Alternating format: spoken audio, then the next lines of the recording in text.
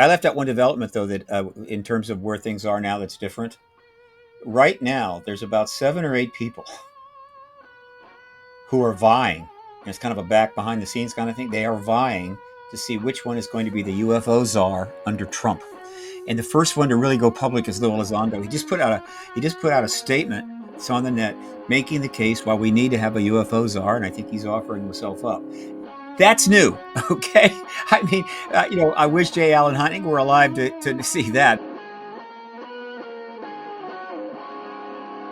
Is it confirmed that Nancy Mace is going to have a hearing? Like she has said that she's going to have. She a hearing hasn't scheduled it, but she's repeatedly said she intends to have it. And it is quite clear, Mr. President, that there's a non-human intelligence here. And so I today confirm that to you. Disclosure under Trump within the first 60 days. That's my call. And if that hearing happens, we'll just take it from 90% to 98%. Question. And when we have open contact, you can bet those questions are going to be asked. The ETs are in contact. Look, why we got you here? You have to know where we go when we die.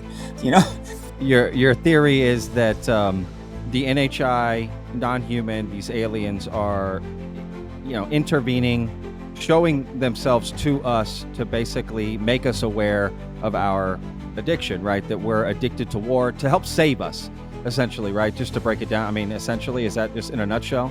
Overall, yeah. That's the core, right? This is very exciting. Trump releasing UFO footage, JFK secrets. The question I have is, who is this meant to win over?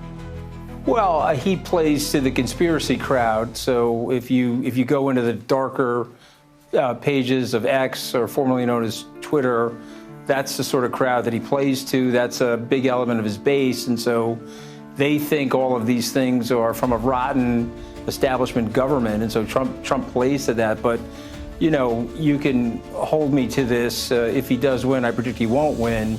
And we do have some breaking news from the decision desk. NBC News can now project that Donald Trump has won the state of Wisconsin, which means he is the winner of this race and will return to the White House as this country's 47th president.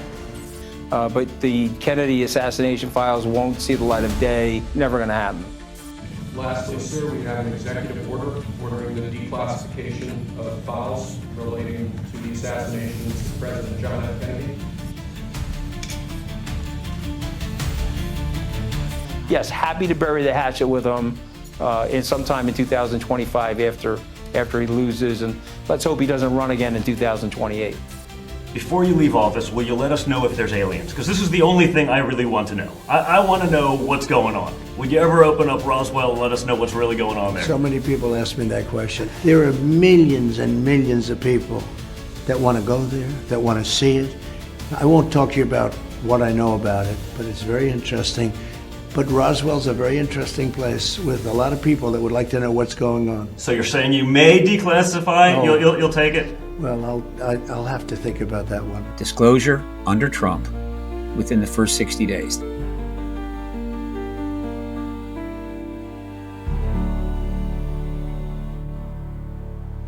So let's jump in here, Steve. How you doing, my man? I'm not bored. I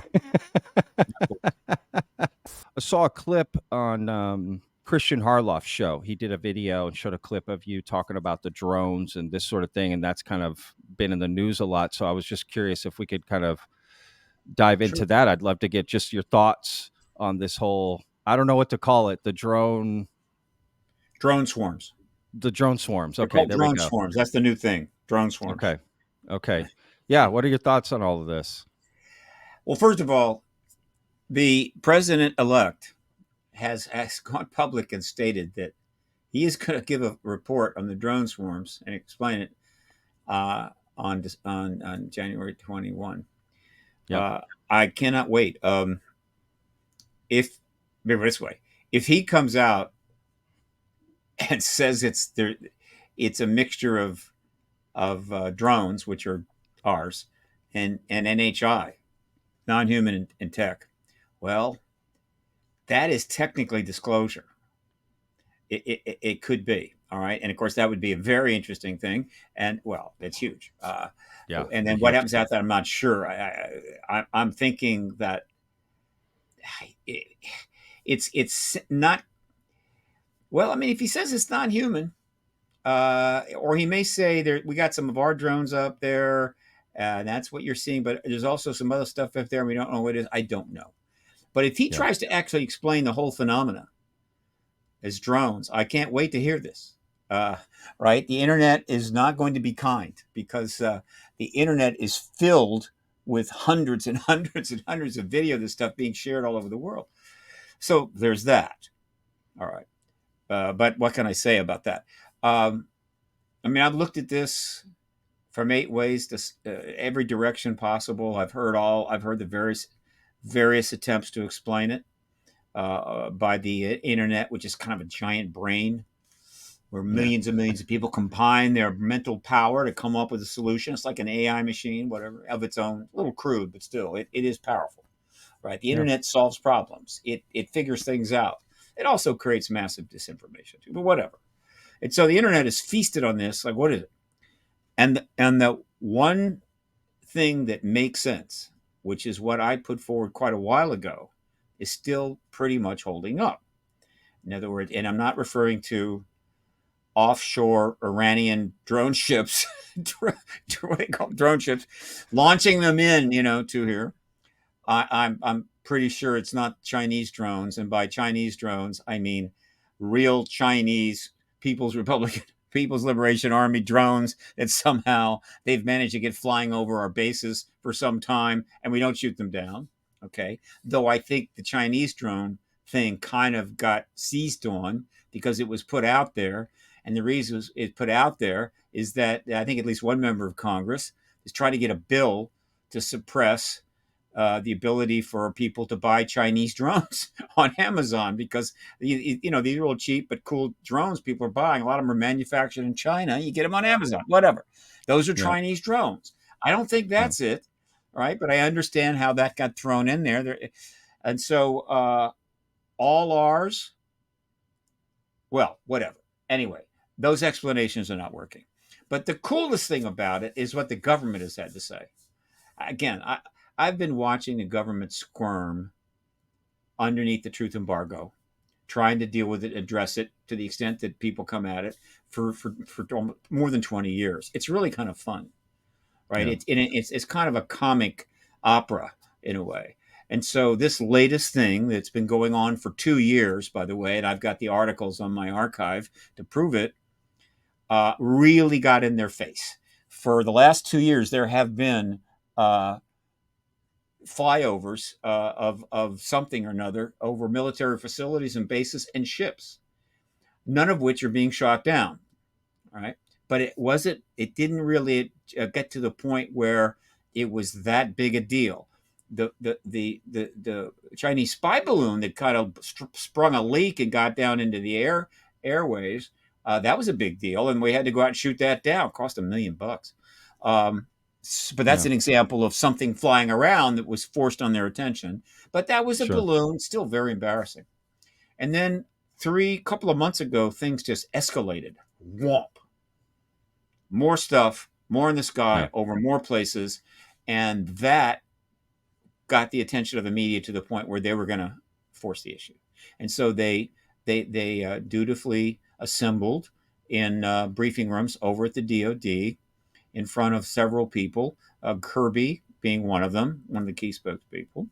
And I think it even came up in the White House, though not much comes up there these days. And so the government, after some time, had to respond to the situation, right? Yeah. And here's the response. This is how it went. This will go down in history. It happened several times, but I refer to one. I think it was a female journalist, God bless her, and she asked Kirby, what's going on here? Drone swarms. Okay, good. Okay, that's excellent. Okay, are they ours? No. Oh, okay, that's interesting. All right. Well, then the next question is, well, are they in other countries? No. That's extremely interesting. All right. So do you know what's happening? I don't know. Now, history is going to feast on this one. It's going to be disassembled and analyzed and reviewed for the next couple of 100 years because it's one of the great moments of illogic and dissembling that any democracy, I think, has ever done. Because we are a democracy. If we were a dictatorship, it wouldn't matter. Nobody's going to challenge it. You can say whatever the hell you want, right? Sure. But we are a democracy. We have a free press, and here it is. The first question. They're drones. We made clear they're drones. Okay. Are they ours? No. Okay. Could they have said yes? Because they are ours. Could they have said yes? They could have. But then the next question is, why have we been flying our own drones, different sizes, some even the size of cars, over military facilities and other sensitive facilities for 2 years? Nobody is told about it. Hasn't been said. Nothing was brought out. Why are we doing that? And there is no answer for that. There is no answer that wouldn't have the entire all the journalists in that room literally falling off their chairs laughing.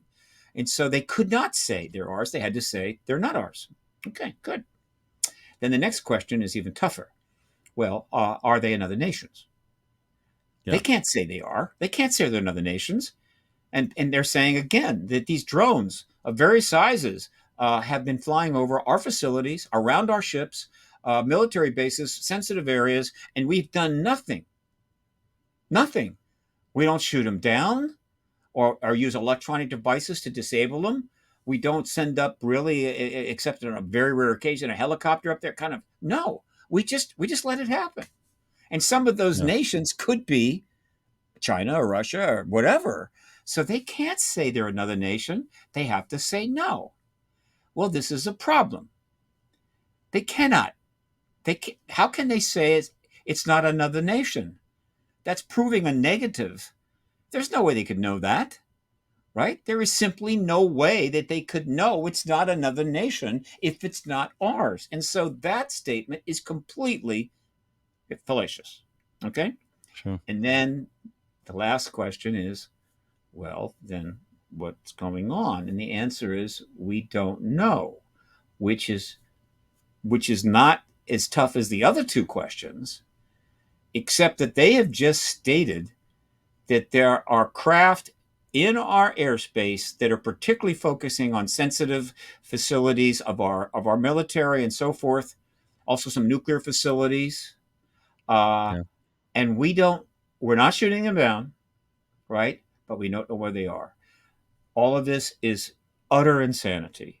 It is kind of a confession that you get from somebody who, under a lot of pressure, just says, I am certifiably insane. I'm so sorry. I can't really respond because I am actually insane, and I need to be taken to a nice place where I can get treatment and not harm myself. I mean, literally, that was the situation that Kirby was in. Okay, now, of all of the explanations that kind of emerged out of the internet that had a chance of maybe explaining what the hell's going on, it took a while. It took about a month and a half into this thing exploding. I had not heard this before. It was the first time it came to my attention, and I have to say I admired it. I'm going, the internet is a giant brain, and this is pretty good. And what was it? Okay. In other words, what was this explanation that was going to finally allow us to take a breath and breathe out and relax? Well, it was this, that the United States is having to launch a huge number of drones, highly sophisticated, because we do have incredibly sophisticated drones that have never been seen. It's extremely classified work because drones are a big deal now. They're doing everything they can to make them sophisticated, whatever. If they can make them invisible, they make them invisible. The future of war is drones, whatever. Okay, that we're flying these all over in parts of the country because they are looking for the nuclear traces using very sophisticated equipment of what we suspect could be a weapon of mass destruction smuggled into the United States. This is what the internet came up with. And I'm going, okay, that's good. It might explain it. Okay. And I'm going, so it's not drones of some origin we don't know. It is our drones. There's a weapon of mass destruction they're looking for, and it could be anywhere. It could be in your city. It could be in Washington, New York. Pick a city. So just relax. and don't bother us anymore. Okay. Now I understand the government's not saying this. This is what the internet is saying the government should acknowledge. Sure. And I'm going, Sure. nice try, not a chance in hell and in fact, some government spokesman did have to say, no, that is not there's not a weapon of mass destruction. Okay. Okay. So the only explanation that works, and nobody has debunked this, right, is this: we have non-human events taking place, something in the sky. If it's piloted by a non-human, it's not a drone. But if it's not piloted, it's a drone. Whatever. But it also could be something else. These balls of light and plasma-like things that have been turning up off and on forever, going all the way back to the Foo Fighters in World War II, where balls of light were following planes around, and they had no idea what they were. Yeah. Maybe they did. If in fact they did get a crash from 1933 that got in their hands prior to the war with the help of the Vatican or whatever, which is actually a legitimate area that's being looked at, then some people in our government may have known that, yeah, apparently there's some non-human stuff out there, but we're fighting a war here, and so we're not going to get into it. They didn't bother. They just followed the planes around. So it goes all the way back to there. But orbs, or whatever you want to call them, balls of light and others, but there's other stuff up there that is very much not like any drone that we know, have been going on for some time. What's happening is the amount of it. They're up there for hours. They're in groups of 2, 5, 8, 16, 20. They're moving in fleets. They're different places. Okay. So I think we can rule out ball lightning, fireworks, the classic flares, right? They cannot explain it. They could never explain this stuff. And so that is non-human phenomena that's been going on aggressively, right? That even swarmed around our ships going back over 2 years. And that's not human. Yeah. And they have escalated. They have simply escalated the phenomena for their reason. This is not casual, and we can talk about that. But that is a non-human situation that has really challenged the United States government big time. What the hell do you do when that happens? Now we have an example. 1952, July, almost exactly 5 years after Roswell, lights like this started flying over Washington, D.C., not just any city, but Washington, D.C. It's early on. It's 5 years after Roswell. And it's being seen. It's being photographed, but no photographs have survived, at least in the public sector. But I know that they're out there somewhere, but they've been wonderfully rendered. In fact, some of the renderings are so good, they look like photographs. And so the U.S. government, nothing they could do. And so they did an interview with General Sanford. He came up. He talked about it. He didn't get too radical. He indicated it wasn't a threat and what have you, and just try to calm things down. Now, Donald Keogh actually did a video and basically said they're extraterrestrial. Okay, but Donald Keogh was not a general in the Air Force.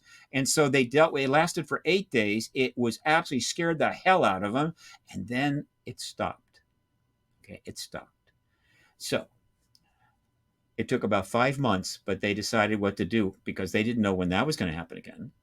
And so they got this guy Condon, who's a CIA, and they created a CIA panel called the Condon panel, and they came up with a Robertson report for the government, not for the public, for the government, to explain. Okay, here's what we need to do, and what we need to do is this. And this is extremely important, that it is not emphasized enough. That report stated that it did not appear to be a threat. It wasn't a threat. And that's worth remembering, given how things have evolved over the years and how things are going right now. However, the public's growing interest in it could be a threat, and therefore we have got to stop, squelch the public interest. And thus, in a formal way, began the truth embargo. That's how they dealt with that. Lasted for 8 days. This has been going on for months. Multiple locations, in the UK, and God knows what other countries. So you're not going to be able to. Well, they could hope that it stops, though it's left a vast archive of videos that are all over the world now, which of course did not happen in 52 because there weren't 2 billion cameras in the hands of people. Sure. And they could wait for it to stop and then do another content report. But no, they can't do that. And so they've had to respond. So what they did was this, and it is actually not a bad thing in a way. I give them some points on this. It's not going to work, but I give them some points. The only thing that they could do was to launch our drones up into the phenomena.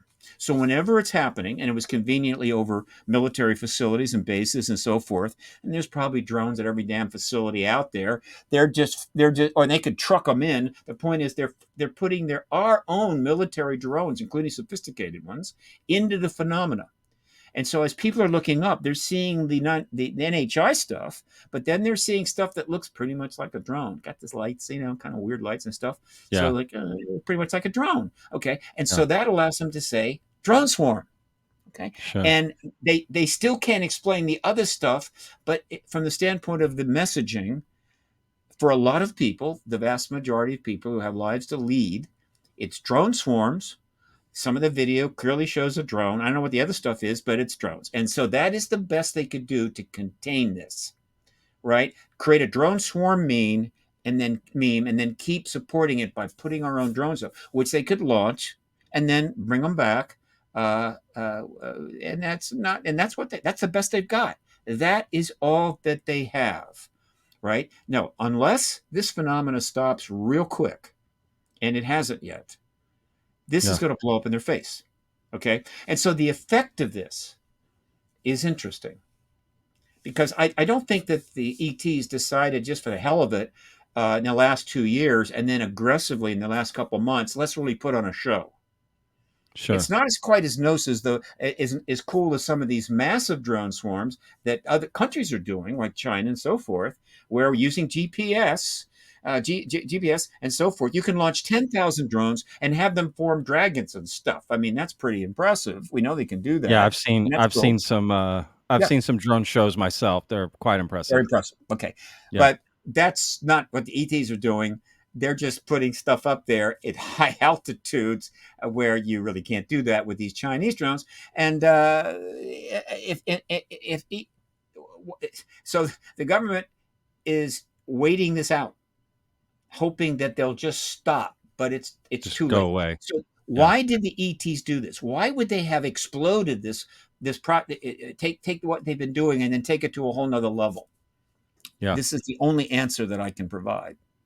Okay. They are fully aware that in the last year, we have really been pushing towards disclosure, that there's a lot happening. There's been efforts to get a massive bill. They pared that back, but then they came back with the bill. There's hearings that have been taking place. We've now had 8 since 2022, and the last one particularly was very significant, November 13. We had another one, a brief hearing in the Senate, November 19. And that's it, like 8 hearings, all right? And witnesses are coming forward. This whole thing is moving forward, but it's getting pushed back, no question. And now it's getting down to the goal line, and the defense is, they're bringing in the big lineman, 400 pounds.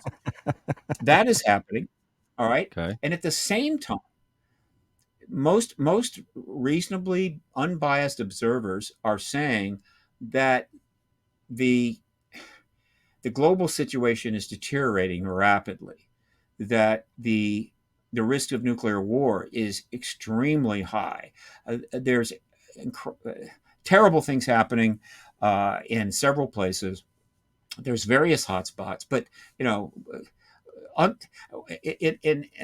there have been times when this would not have been seen as bad as it is, but right now the war in Ukraine is absolutely got everybody on edge. They are scared to death there's going to be a nuke use. Meanwhile, the Middle East blows up, and there's still enormous amount of terrorist groups out there prepared to act given a get out of jail free card, and that could easily result in a terrorist nuke event. China and all of this instability is encouraging China to possibly make a major move. They're doing everything but land troops on Taiwan. They're circling with ships. They're flying missiles over it. There's intersections in the air and so forth. They're creating islands and new air spaces of zone spaces in the the South China Sea. That whole thing could blow at any time. And so we're on the edge. I'm suggesting the reason the ETs are doing this is to close the deal. In other words, politically in the US, we're very close to maybe doing it, but we can't quite get there. And this is designed to take us over the top. That is the only explanation I have. Why in hell you're having this many, quote, plasma-like, ball-like events that whether they're solid or not solid, whether they're manned or not manned, they are not natural. They simply are not natural, and we can't explain them. And so I'm calling this an ET intervention, literally. And everybody in America, particularly, I mean, people around the world, particularly in America, know what an intervention is. It is one of those words of the year. An intervention is something that happens all the time in our society because the stress on people in our society, based upon the way we're conducting our affairs and the disintegration of various social institutions, the collapse of this, the collapse of that, and of course the threat of nuclear war that's been with us since we were born, is that the United States, the people of the United States are one of the largest consumers of drugs of all types in the world, and we are addicted to everything. Right? There's almost nothing we're not addicted to, and as a result, people's lives are being ruined. And you have this intervention where family and friends surprise them when they thought they were going to a dinner, and they sit down, and the person's in the middle, and they start trying to tell them how much they love them and why they need to get their act together and all these reasons, and hopefully then they go to rehab. So we know what an intervention is. A lot of people have either been the subject of them or part of them. I say this is an intervention because we are dysfunctional. We are harming ourselves. We are an incredible risk to ourselves. But of course, most interventions invariably involve addictions and addicted to something. Right? I mean, they may have screwed up their life and their marriage and their job and everything, and that needs to be fixed. But first, they got to get that monkey off their back. And so, if the ETs are intervening with human race right now, what is it that the human race is addicted to that requires this? And the answer is war. Interesting. We're addicted to war, and they're trying to finally get that monkey off our back by confronting us with their reality and thus disclosure. That is my interpretation of what's going on as delivered as maybe a 10, 15-minute set at the Improv. Yeah. So just to steelman Not this a back. white paper. No. So to steelman this back, I will take your questions. Your theory is that the NHI, non-human, these aliens are, intervening, showing themselves to us to basically make us aware of our addiction, right? That we're addicted to war to help save us, essentially, right? Just to break it down. I mean, essentially, is that just in a nutshell? That's the overall, yeah. That's the core, right? I mean, there's much more involved here than just the fact we're addicted to war. We got a lot of problems, but it's also the fact that we need to acknowledge their presence because there are a lot of things that could possibly come from that. Whatever, they have hardly gone. They've been pretty aggressive over the last 77 years in ensuring that we're never going to be able to leave the issue alone. Right? Walk away from it. Our governments could not just get out from under it. They've been very clear. They do all kinds of stuff. People say, why don't they land on the White House lawn? Well, they may eventually do that, but they're doing plenty to drive this issue. They've been doing it for some time. But why do you think they want to save us or help us? What evidence is there that they're here to help us or this intervention? Because an intervention is based on what you explained, right? That intervention is based on, I love this person. I want to see them get back to, whatever, right? A good standing. Yeah. What evidence do we have that they actually care about us? We've got some very good evidence. Of course, understand now when you say the citizen research effort, thousands of people spending their own money and giving up their lives in order to try to understand this issue because the government says there's no there, there's nothing there, which is going to historically will be viewed as one of the ridiculous, obscene things that any government's ever done, given that we're a democratic republic. All right. So, one, there have been hundreds of thousands of contactee reports privately sent to researchers. A very small percentage of these have been put in books, right, that have been written about contact, and so they'll have this account and that account and so forth. And that's fine. That's important. But a lot of people think that the only people that have had contact with ETs are the ones that are turning up in them books. No, no, no. For most of the last 77 years, they've been in the closet. In other words, one of the great closeted groups out there still hanging in closets are contactees, though it's getting better. And so the number is quite large, it turns out.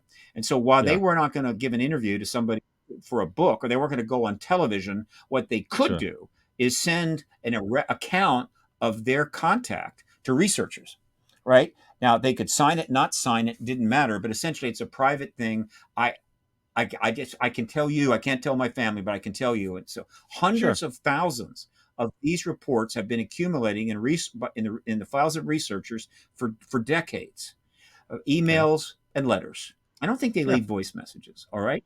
And so they haven't been studied and curated the way they need to be, because it would cost millions of dollars, and we can't get money for that because the government truth embargo. But they have been looked at. Whitley Strieber and his wife Ann probably have looked at more than any living person. But Mac, Hopkins, all these have looked at them. And one of the things, there are a couple of things that are very important that emerge out of those accounts, which vary. I mean, there's a somewhat of a spectrum of stuff. But the two things that are most important for me and the political activist process are these. One, there are many, many instances where the extraterrestrial conveys to the contactee that they are from the stars. Yeah. That is non-trivial. All right. And then the second thing is that and this is much more common. The number of instances, I think, in which it turns up in the account is X. But the number of times that this other thing happens, which is many times X, is that they convey to the contactee during the event images telepathically that seem to show a very, very unpleasant future for this planet, right? Okay. Destruction, whatever. They convey it, and however they do, but it's clearly an image of, we'll call it an apocalyptic image, and I'm sure they vary. And the message is clear. Why do you do that? They don't do it for the hell of it, right? And what they're not doing is notable. They're not, contactees are not coming back and saying, well, look, they took me aside and then they started giving me all these images of an unbelievable future here in the Earth. Oh my God, it's going to be wonderful. They don't do that.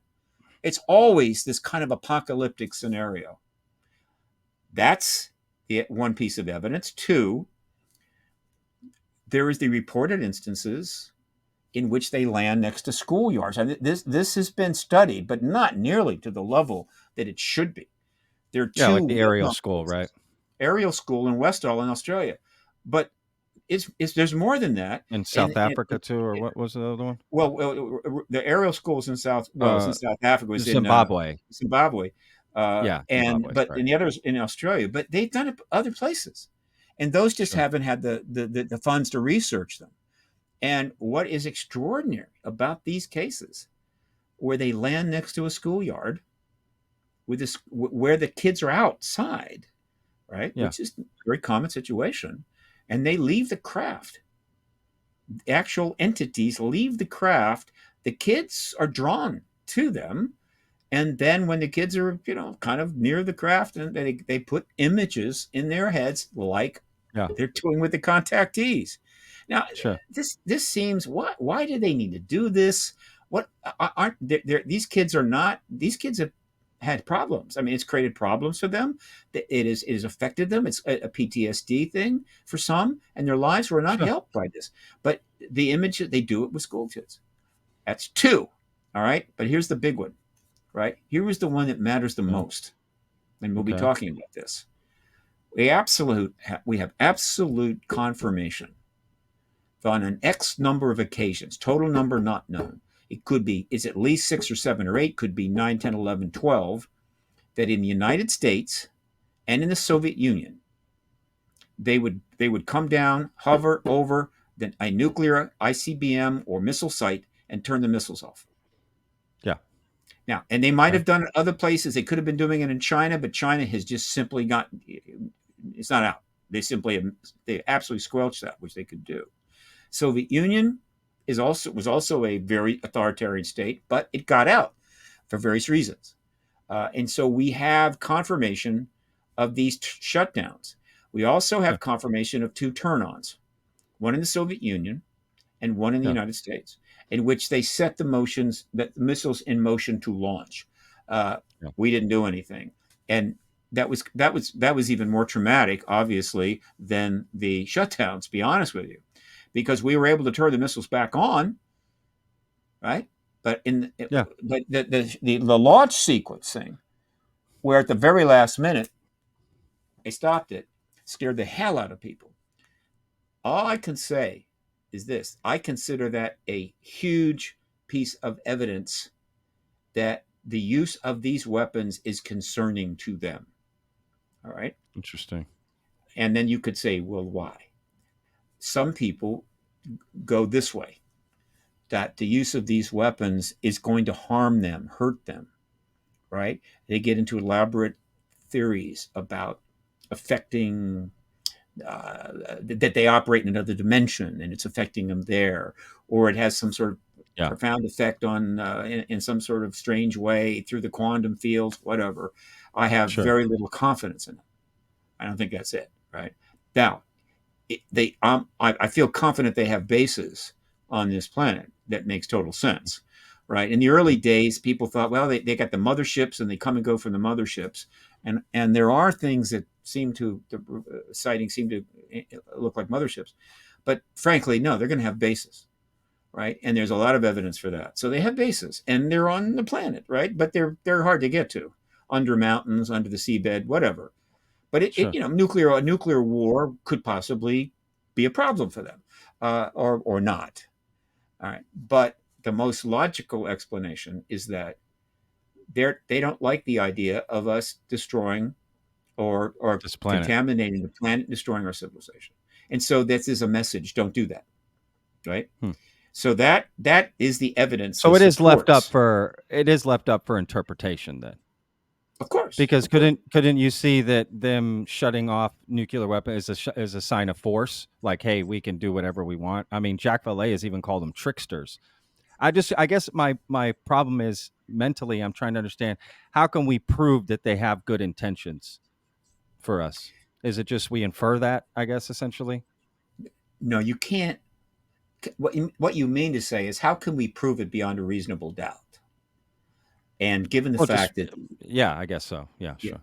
Given the fact that the ETs are not conveying to us their reasoning, given the fact that our government says they're not even there, obviously proving beyond a reasonable doubt has never really been on the table much with respect to this issue.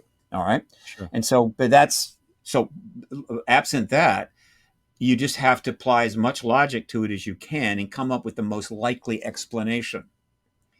Okay. And so that's fine.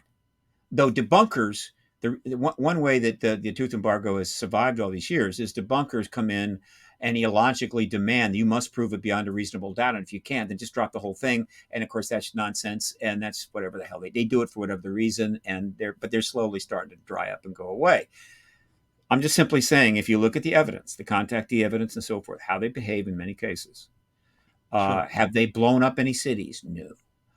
Blown up any of our satellites? No. Have they? But they haven't saved anything either. They don't stop wars. They don't stop. So I guess I don't understand. Well, it's like let's go ahead and use the intervention thing. You got a person with a lot of friends and family their life is simply coming apart. All right. Yeah. But they are an individual. They have rights. Right. You can't. You don't have the right to control them unless they break the law. You can't put them in jail. You can't just go over and grab them, and drag them to a mental institution. And so as they're falling apart, did you stop them from losing their job? Did you stop from losing their marriage? Did you stop them from going bankrupt? No, but at some point You needed That's to fair. intervene. Yeah. And so they didn't stop World War One or World War Two. They haven't intervened on huge global massive pandemics killing millions. We are an autonomous planet. We do have, I think, in some respect, within the galactic reality, certain rights. In a Sure. sense, it's not All right. theirs to simply do with what they want. Just But yeah, come in that's the and best I can say. intervene. No, Yeah. that's a fair point. I mean, but if we're going along this, that is a fair point, to be honest with you. So let's continue with this intervention analogy because I like it. Hmm. What also happens in interventions is people sit around and go, I'm going to stop enabling you, right? I'm going to stop giving you money. I'm going to stop helping you because all I'm doing is essentially allowing you to continue down this dark path. So, what is your thought on how are aliens enabling us as humans? Here you have a bit of a difference. Okay. In other words, in that case, because it's in the real world and it's fully acknowledged and so forth, uh, the individual is in fact interacting with other people, family and friends and whatever, and getting this and getting that and getting a loan and this and that and everything else, right? Yeah, There's an interaction there. All right. That doesn't carry forward to this scenario. All right. As far as I know. In other words, the human race is not going to the ETs for loans, uh, or we need rides to work, yeah, or we need some technology in order to cure some disease or whatever the hell. We're not going to them for that. Now, sure, it's sure, okay, possible.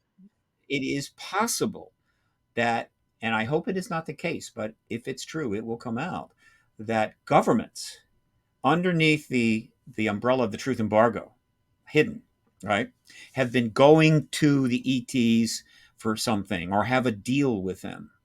okay, yeah.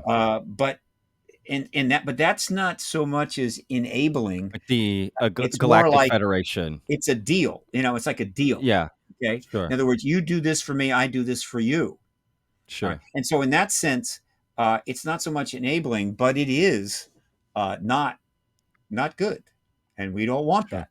All right. sure. So, if they are in fact doing for the reasons that I think they are doing it, and if in fact our government has done some deals with them, right, which are going to be considered inappropriate, right?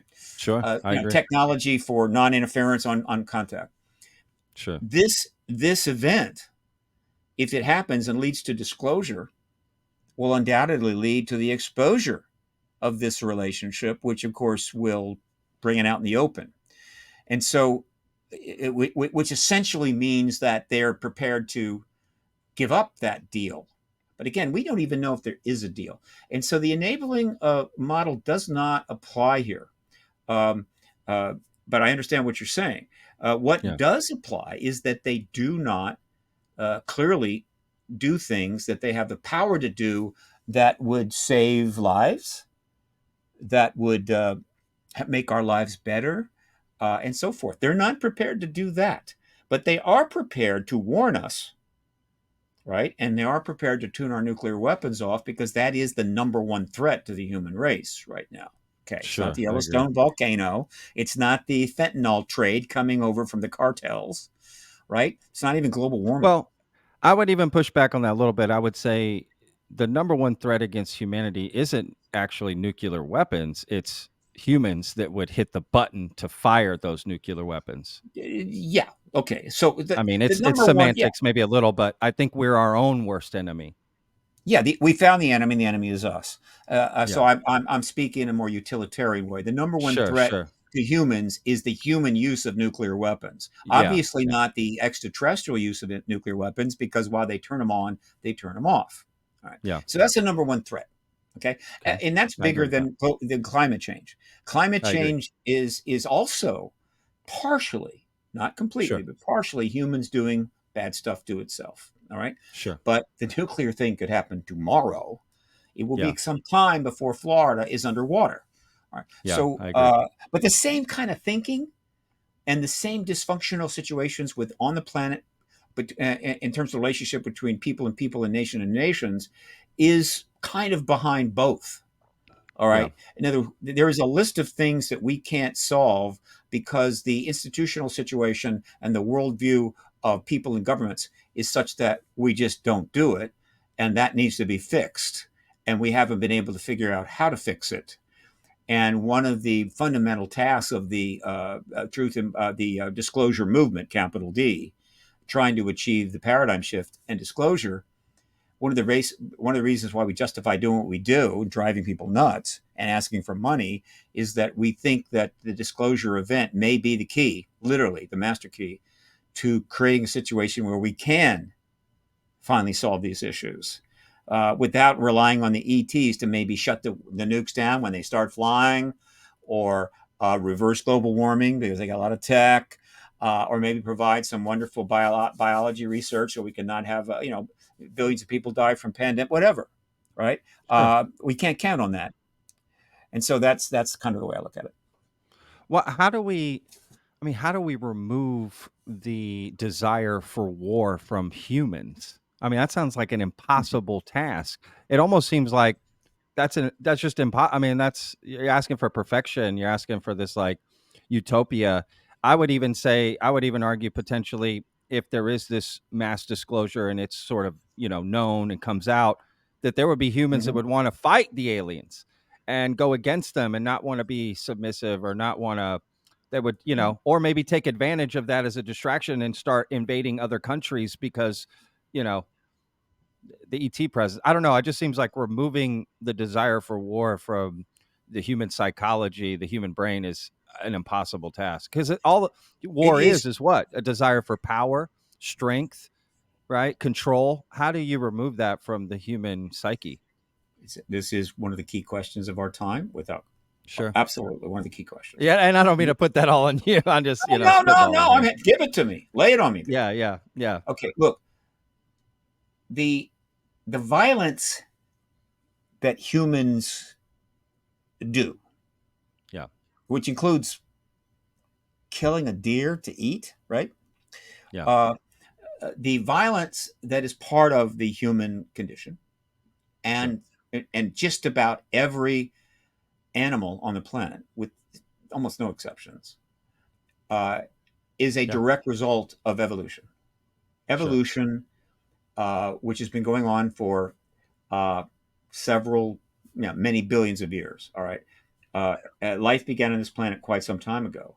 And from the moment that life began, very quickly developed a very simple concept, a concept of a survival of the fittest based upon genetic changes, which gave you an advantage over other animals. And so all of these animals, not in every respect, but certainly in some respect, in every case, are competing with each other to survive. Not only that, but the nature of life was that in order to sustain life, you need to consume life. And so you have billions of years of animals killing other things, including plants, right? If you're a plant eater, you got to kill that plant to eat it. Sorry, that's the way it is. Killing other things to eat it to survive. And then as sentience developed, where we're still, everything is still the same. We still need to kill other things to have sustenance. All right. But sentience developed the preeminent tool using species on this planet.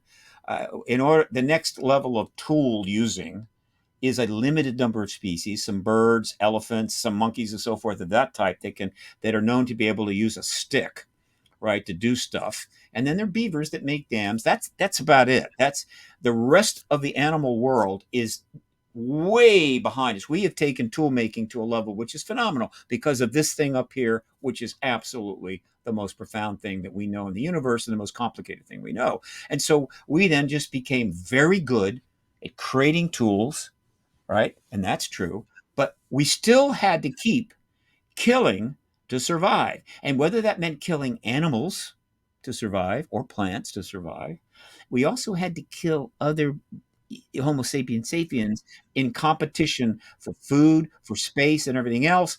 And not surprisingly, that got institutionalized. Okay, in other words, you're able to kill other people. That's part of the deal. You do it for a long, long time, and then you get even more sophisticated. You create nations, and guess what? Now you're just killing for territory or for the hell of it. That is a natural outcome of evolution. Okay, now one of the things that has happened in our time, which is married up very nicely to the disclosure process and the ET issue and everything else, is consciousness.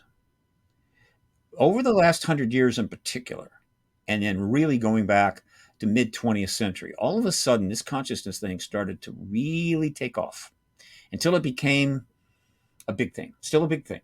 It's had different names, but in the 70s, when I first encountered, it was called New Age, the New Age. And all this consciousness stuff was non-trivial. What was going on is that more and more people came to understand that this huge history of the human race, 250 to 300,000 years, which it very much explained why we were what we are, had to change, right? In other words, we have to change it. It's incredibly destructive. Okay. Other animals don't have this problem. You don't have ions out there in the mill going, this whole thing of just killing every damn thing that comes by and everything else and blood everywhere, whatever. We got to change. We got to take a different approach. No, we are sentient beings capable of obviously things that other animals can't even imagine. And one of the things they began to understand is that we needed to stop being that way.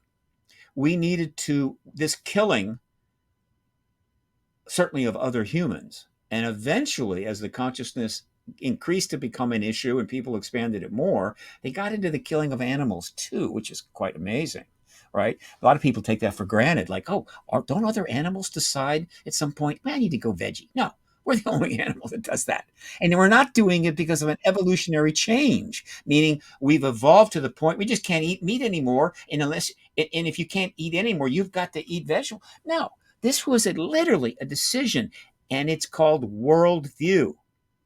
Our worldview about how we want to exist in this world and how to engage the world and what we want is changing.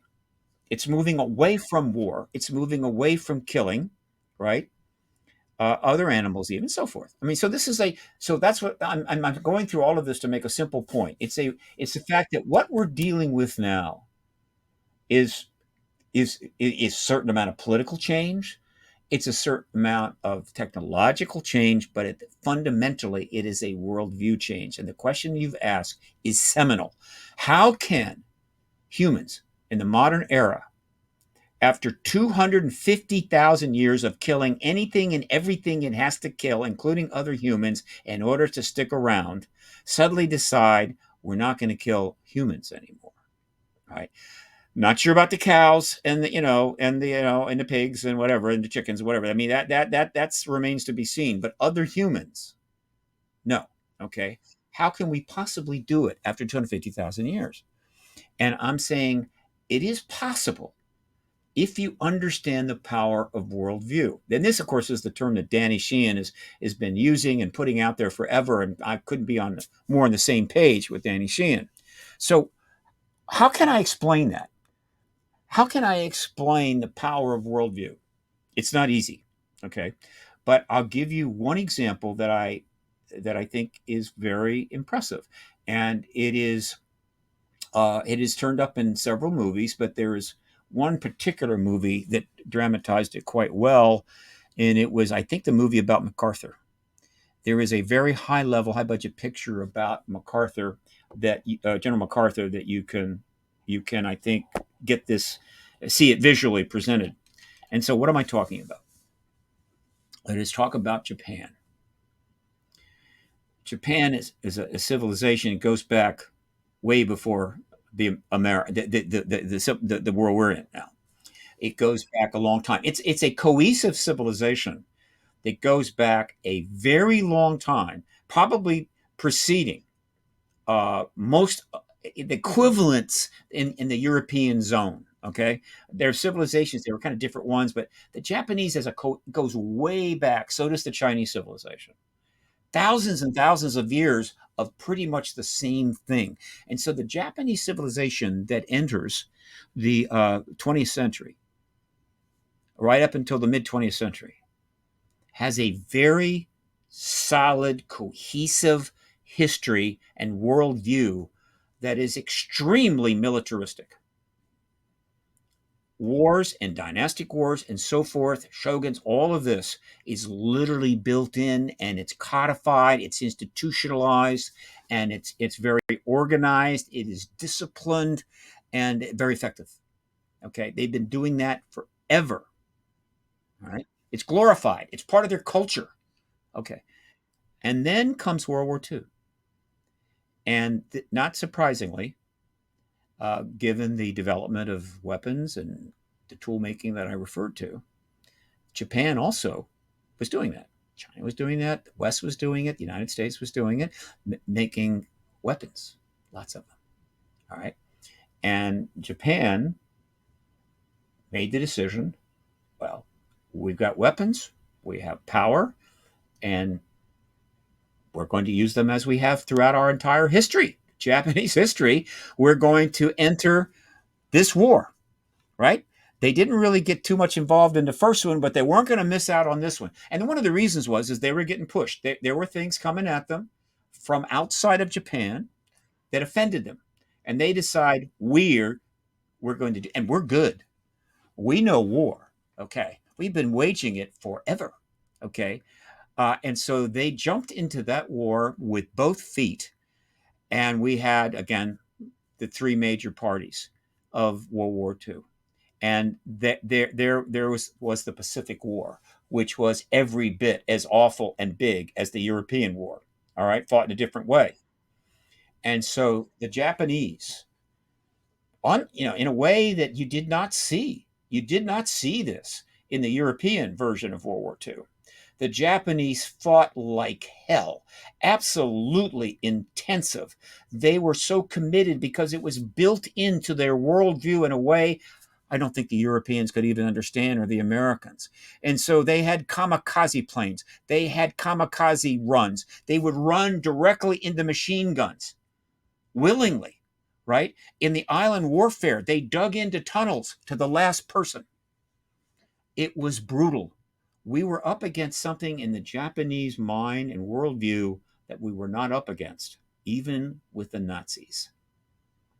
And so we literally had to bring them to ground.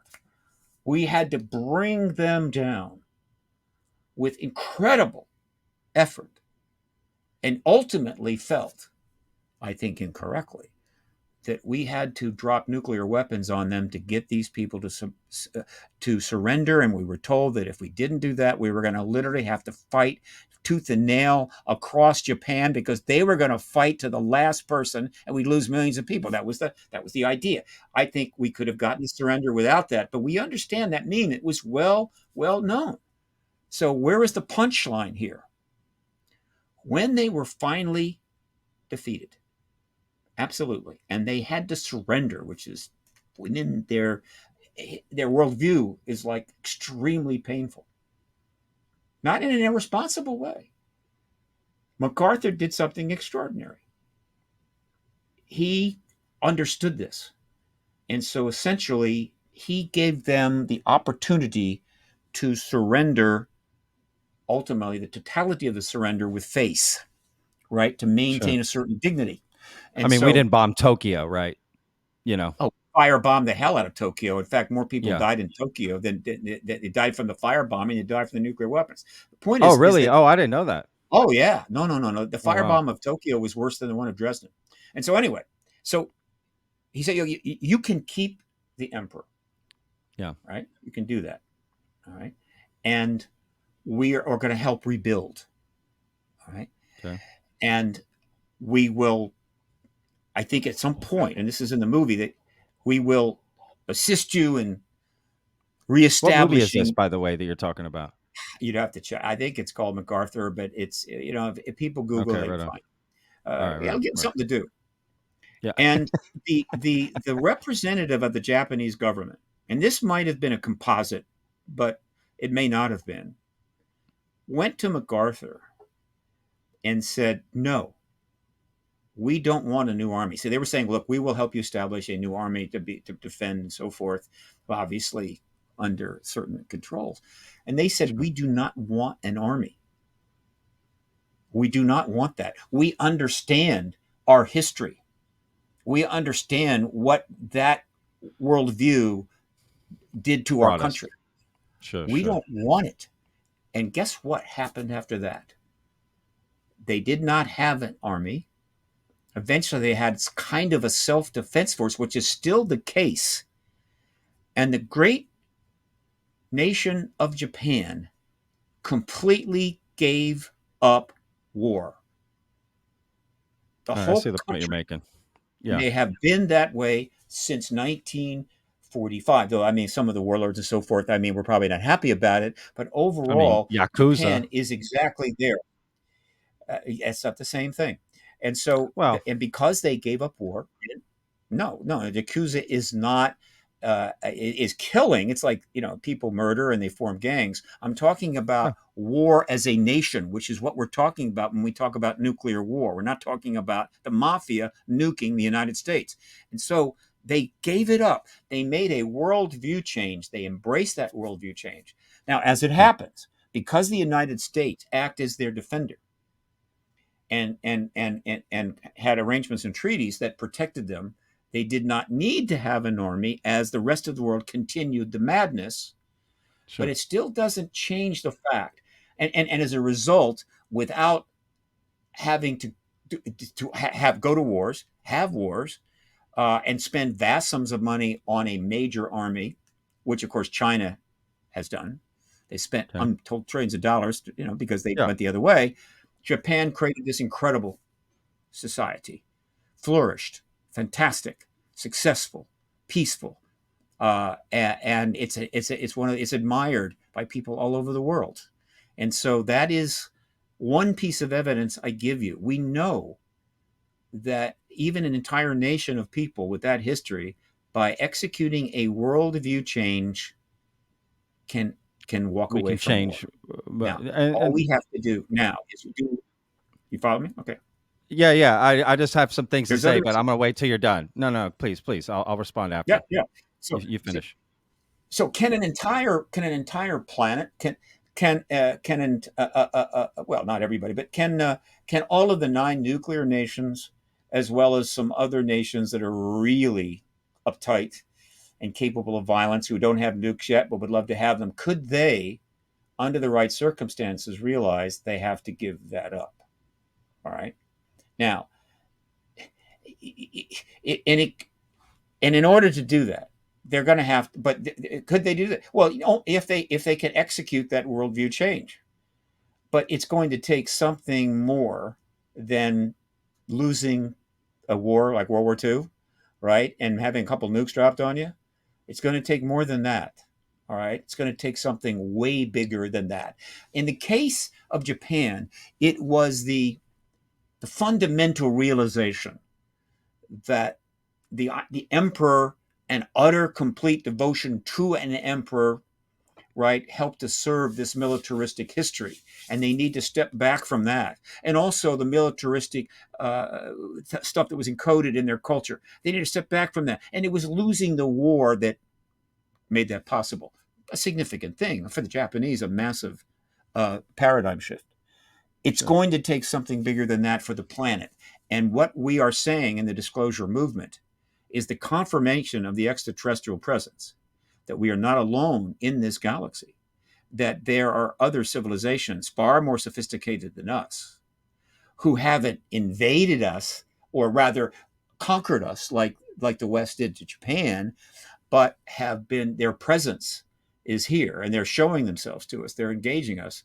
That is of a level of magnitude that could trigger a worldview change that we must have, that would result in our initially, item number one, getting rid of the nukes, all of them. And that's gone. Now, is that enough? No.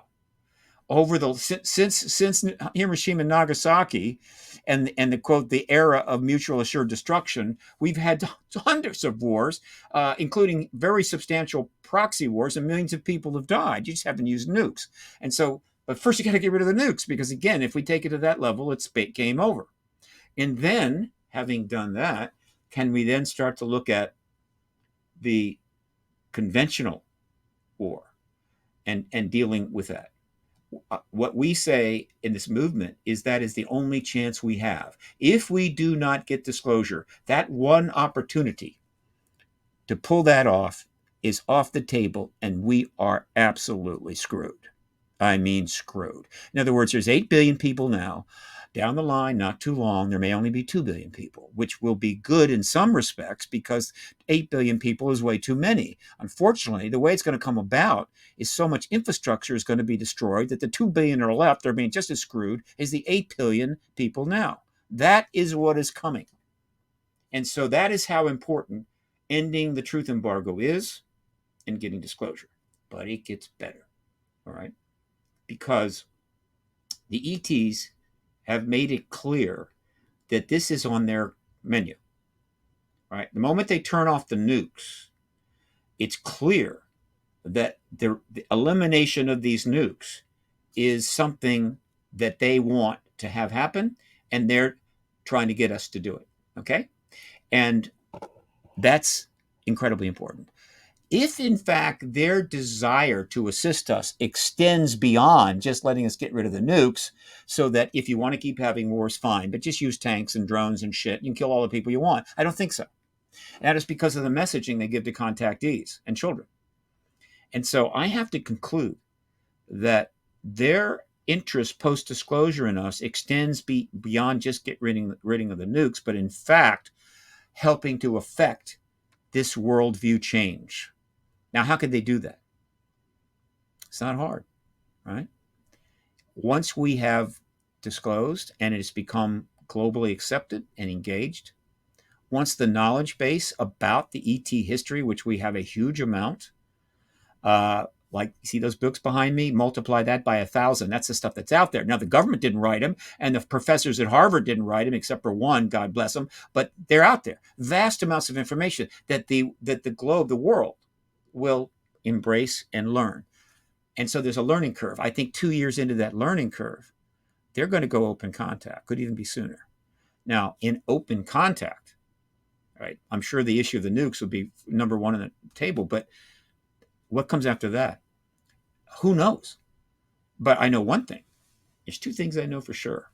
The extraterrestrials can destroy us anytime they want, without even breaking a sweat. If they don't want us in this galaxy, they will get rid of us. All of us. And they can do it. And I understand that, because I do know science. I studied it in college, and I followed it pretty closely. It's not too hard to figure this out, but some people have no understanding. I get that. They may, though if they go to the sci-fi movies, I think they can get it. Okay. We have no chance against them, period. And so they can destroy us. They haven't. That's number one. Number two, all right, they have extraordinary technology. And I'm just talking about the ones that are visiting us now, who I think are not the ones that are 10,000 years ahead of us or 2,000 years ahead of us. I think the ones that are engaging us now are ahead of us, okay? And my thinking is that the ones that are really far ahead of us don't even want to deal with us, right? They're in another place altogether. They'll let the other ones do that. And so we're dealing with ETs that are not that far ahead of us, but yet they have extraordinary technologies. And I will wager a guess that in a open contact arena, when we have acknowledged their presence and we're actually interacting with them, the potential for them providing us technology that will help us solve the problems that have created the incredible problems we've had for our own planet and ourselves, they may help there, right? So that they can help us solve the issues that are helping to drive the need for war, the embracing of war going forward, all right? In other words, it's nice to want to get rid of weapons. It's nice to want to be peaceful. But if you're running a society where billions of people are living in squalor, that are under tremendous suffering, while they can go on the internet and actually find people that have just bought a $600 million yacht, when you have these massive disparities of existence, people are they're not gonna stop fighting. They're gonna blow you up.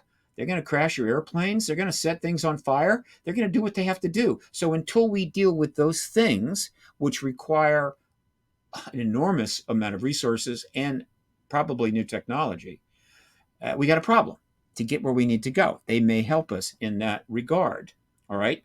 But just on the war basis alone, without getting into any other issue, if that worldview change were to it just result in a decision by the nations of this planet to stop waging war and start reducing profoundly the resources they're putting into war and defending against war and experimenting and everything, and just drop those resources so that those resources suddenly start becoming available to deal with the other problems without getting into any ET tech, it could be transformative. All right. Because one of the reasons we're in the pickle we're in now is that in the 20th century, for the last 100 years, let's go back to World War I, the human race has spent in modern dollars so many trillions, you can't even count them. Hundreds of trillions of dollars in modern dollars on war, the preparation for war, the execution of war, the research to make better war. Hundreds of trillions of dollars, and every single one of those dollars was not spent on feeding, clothing, housing, or building infrastructure that would allow the human race to live in peace and also not screw up the environment so that other species are being destroyed. That is as simple as it gets. And when politicians go out there and do their thing to try to get elected, you know what they do? They spend billions of dollars to get elected. Our election this year cost $14 billion. Last year cost $14 billion.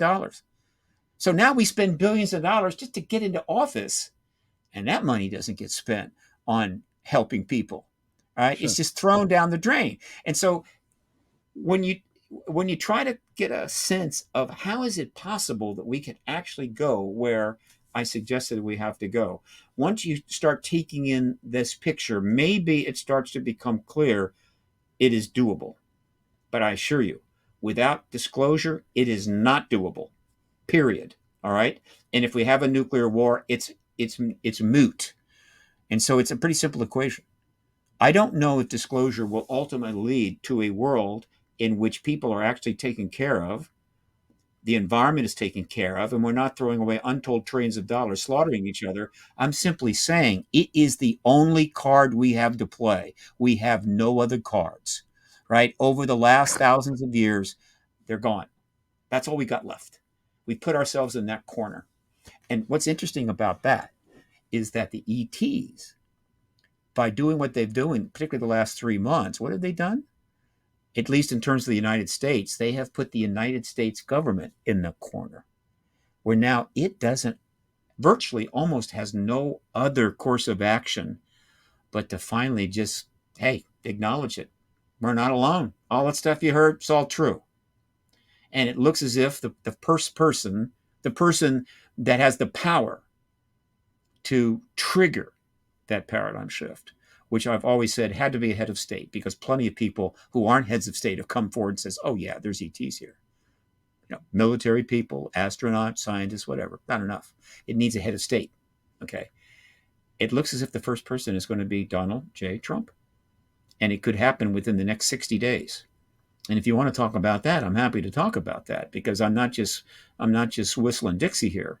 It's just literally coming up very, very fast. It looks as if he is the head of state that gets the last chair when the music stops. I don't know if I answered your question, but I gave it a shot. I've asked 3 questions in an hour and 15 minutes, so I think I'm going to have to insert my responses a little bit. We've kind of moved way past. It's going to get better. I'm going to try to shift to shorter answers. No worries. I want to hear what you have to say. You've said so many things I wanted to respond to. I just don't even have. It's not even worth going back to. It's okay. Yeah, all good. Yeah, let's talk about Donald Trump here and this revelation that may Mm-hmm. come the day after inauguration, where he's going to, like you mentioned at the beginning, sort of reveal, um, this thing about the drones. Assuming, but let's take a different approach a little bit here. Let's assume that the drones have nothing to do with NHI. Let's just for thought's sake here. I mean, Let's assume that that's you mean everything that is being seen, everything that's being seen has nothing to do with NHI. Okay. yeah. Fine. Let's just assume that that's not Okay. whatever. Let's just Sure. assume the drones aren't even happening. Period. That none of this has happened. Donald Trump takes office. What is his path to disclosure based on everything else besides that? Does Oh, that make yeah, sense? that's Like, easy. what would he? Why is he going to be any different than Biden to bring us, the truth? Is it the NHI are going to force him into revealing the truth, or it's going to come from the Trump administration? Do you see like, something more of an advantage that Trump and his team are coming into office rather than Mhm. Biden? And why didn't Trump reveal the truth back in 2016 to 2020? Okay. First of all, um, the this last 3 months where the drone or the phenomena situation just escalated to a situation to a place where the government simply can't even explain it is not just putting pressure on our next president. It's putting pressure on every head of state. Not the only one. UK, Russia, China, to some degree, they're all paying attention to this. They all know what's going on. Okay, and they understand that. And I've said this over and over again many times for 29 years. They understand if the ETs are forcing this finally out one way or the other, that well, if that's going to happen, if I'm Vladimir Putin or I'm Xi Jinping, maybe even the Prime Minister of the UK, though I doubt it, but certainly those two, I might just move. I wouldn't wait for Trump. I'd go ahead and do it in order for that incredible historical event and all that it means comes to me. Right? I get it. I'm the person. First head of state. I've been saying that for 29 years. I've given more interviews on this subject than any living person. And I'm not bragging so much. It's just that's the way it worked out. More than Sure. Stan Friedman, pick anybody. Because that's just what I do. And that's Yeah. the role I can't sit still long enough to write a book.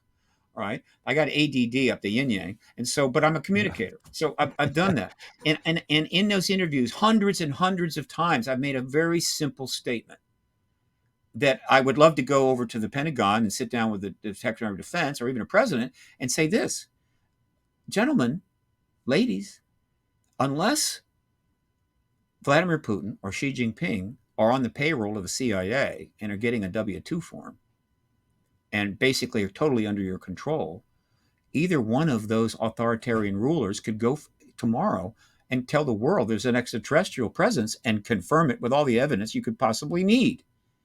And in which case, they lead the world into the post-disclosure era, not you. And your president, whether it's Bush or whether it's Obama or Biden or even Trump, you will have to follow suit. Second, maybe even third, and then explain to your people how that happened, right? And that's going to be an image and an historical and an ontological problem for you. It's going to be catastrophic in a lot of ways. We'll be in the post-disclosure world, but the United States is really in a bad place. And I say it over and over again, but they don't do it. They've dragged this out and fought this while the truth is just flying overhead all the time and endlessly.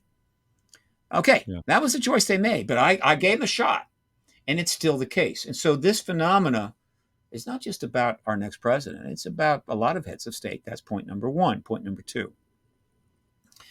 This is a unique situation we're going into, at least in the modern era. I don't know much about the 19th century. I know it was pretty weird, and there were some presidents. I mean, it was a different time. I mean, the country was young. You can't even compare it. But in the modern era, starting in 1900, we have never had a presidency about to happen like this one, even transcending his last time in office. Okay, right? That was almost unprecedented. This is going to take it to another level. All right, so that's point number one. So prior to his arrival on the scene, in the traditional sense, right, the way our country was run resulted in this outcome. We have a vast military intelligence complex. It's bigger, almost bigger than most countries. It's unbelievable. It's vastly funded with billions of dollars. It has incredible intelligence capability and equipment and everything else. It's a world into itself. Okay, fine. It helps protect us against our enemies, and it's done a pretty good job. And so any president that wanted to disclose, we're going to have to go through it, even though the president was the commander-in-chief. That's the way it was. Every president, I am certain, was informed one way or another and knew one way or another that there was a non-human presence here. And almost all of them decided to just, I'm not going to go there. Being president's hard enough. You guys take care of that, whatever. But two presidents tried to go there. One of them was Jimmy Carter. Jimmy Carter. Most people don't know that Carter is famous for reporting a very significant UFO sighting that other people saw. Yeah. And brought it up in his campaign because he's an honest man. But what they don't know, though it's out there, it's not hard to find, but it still hasn't, it's going to get a movie, I assure you, is that when he came into office, he decided to go after the issue. He'd gotten thousands of letters that please. I mean, we're talking, 77. This is still well into the, the modern era. And so he tried to do it. And he went to his CIA director, who happened to be Bush, and the CIA director said, forget about it. You don't have a right to know, need to know, whatever the hell he told him, but it was along those lines. We have no actual confirmation of the words, but we got a pretty good idea. Okay, he went to other people, right, regarding this. Exactly which ones, it doesn't really matter, but we know he talked to more parts of the military intelligence community or his own, like NASA even. He wouldn't cooperate, nothing. And so ultimately, in order to save face, Marcia Smith, who worked at the Library of Congress, agreed to do a study, right? And that study was done. The reason we know a lot about this is Danny Sheehan was brought into that study. And so he was involved in it. And so eventually a report was done. It was called, I think, the UFO Enigma. And Danny Sheehan was given a chance to look at some evidence, and they just sort of wrapped it up and off you go. But it was non-trivial. And it triggered Danny Sheehan. So it did have an impact on where things are going to go. He had a role in the Is that the process. incident where he went to that room and saw the microfilm and wrote down this? Okay, yeah. Just trying to make Library sure of Congress, the new Library of Congress basement.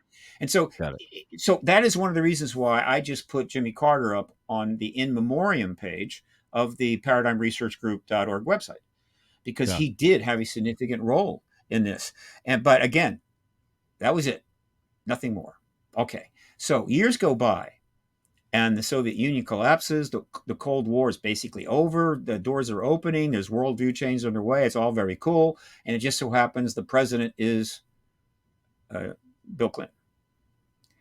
And once again, a president tried to engage the issue head on with the encouragement and, well, there was a project funded by Lawrence Rockefeller to help bring people together, did reports. They weren't spending government money. And they went through the Office of Science Technology Policy, which had to cooperate because Rockefeller was a big deal and a friend of the Clintons and a big funder. And so this went on for 3 years, called the Rockefeller Initiative. And Clinton tried to do something. John Podesta was the person pretty much that was interfacing on this to try to maybe get some files out, get something, right? Yeah. Because Rockefeller wanted the files out. He wanted the truth embargo ended. Yeah. And the Department of Defense was pressured way more than it was by Carter.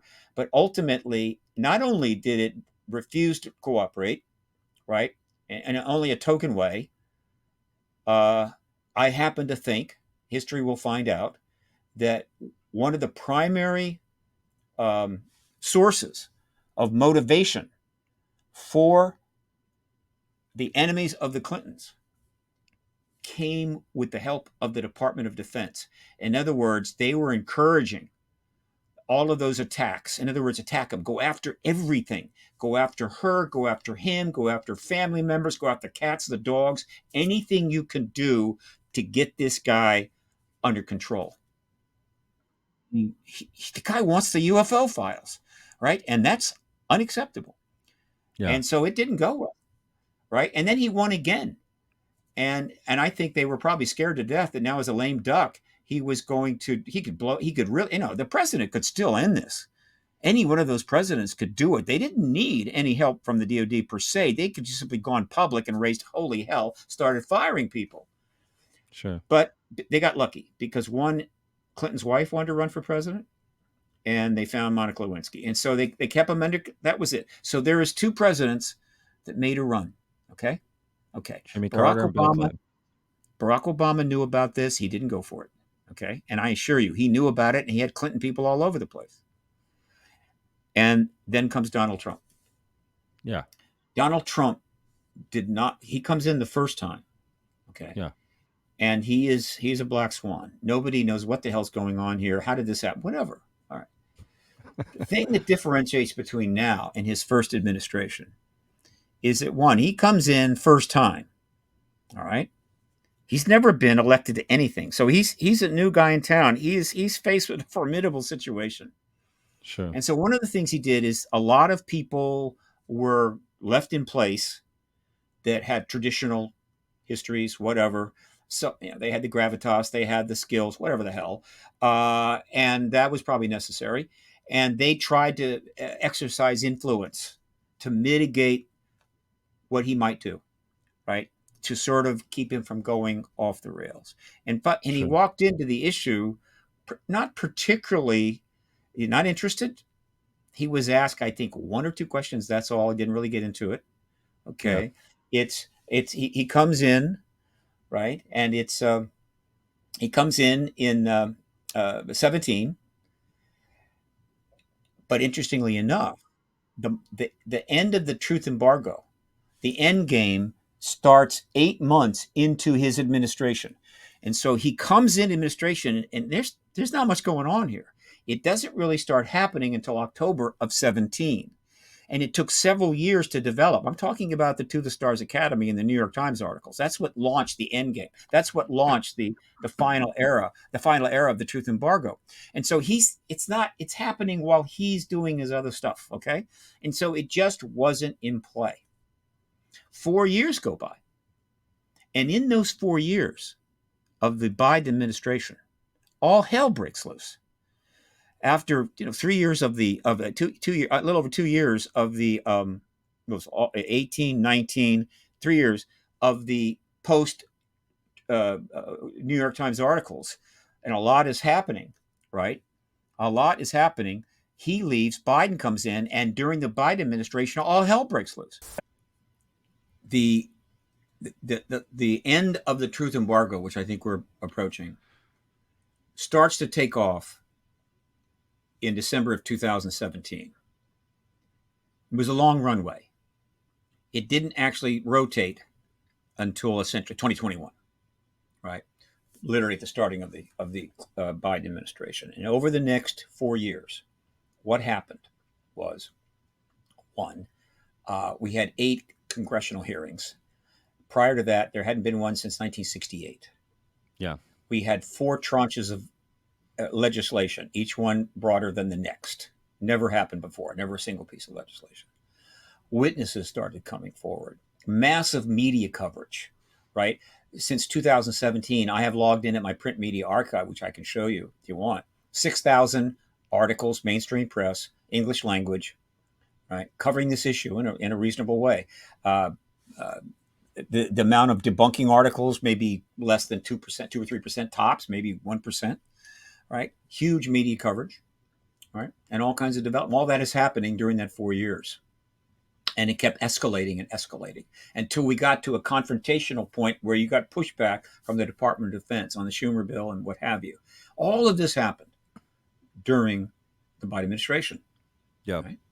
And so now Trump wins the election and he's coming back.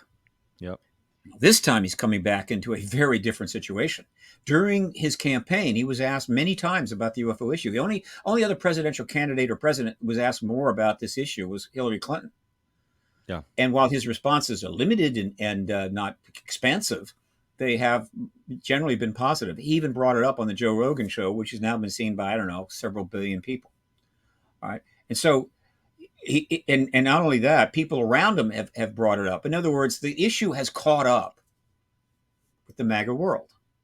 Sure. Right? The second thing is that unlike the first time around, the people that are, quote, running the swamp, I guess you could say, many of which were carryovers that were, because he couldn't replace them, who eventually, though, it didn't work out. This time it's all his people. So the Secretary of Defense is going to be his man. The CIA director, his man. The Director of National Intelligence, all the way down the line. There's going to be a degree of acquiescence and loyalty to him that no president has ever had from the appointees that ultimately ran these institutions. So that's another point. All right. And so when you add in this massive display of ET prowess, right, that has driven the current administration and the current government to a point where John Kirby has to come out and give those answers to those questions, the idea that it's going to fall to Trump becomes a little more understandable. He has no limitations, and as my call on this, and again, it always ends up being interpreted as a absolute prediction. I mean, I've talked to some ancient warrior in the past or the future, and they've told me, no, it's not that. It's that I'm making a call now for people to consider as they contemplate how they're going to schedule their vacations. Sure. Is you that think he will be I've seen, the disclosure president, essentially? Yeah, within the first 30, maybe 60 days. Okay, and the reason for that is that the movement, right, the truth movement, I guess you could say, the disclosure movement right now, at one point was led by the Intelligence Committee, which essentially is where the 4 tranches of legislation came from. And several of the hearings, though they were limited. Yeah.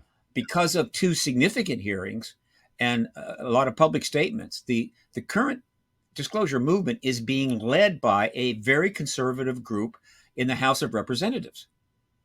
Yeah. Now all of the committees are going to be chaired by Republicans, and they have made it clear they're not giving up. Nancy Mace wants another hearing. Burchett wants another hearing. So does Burleson. And more importantly, and I'm actually involved in this, they have made it clear that they want the nuclear weapons tampering witnesses to be at that next hearing.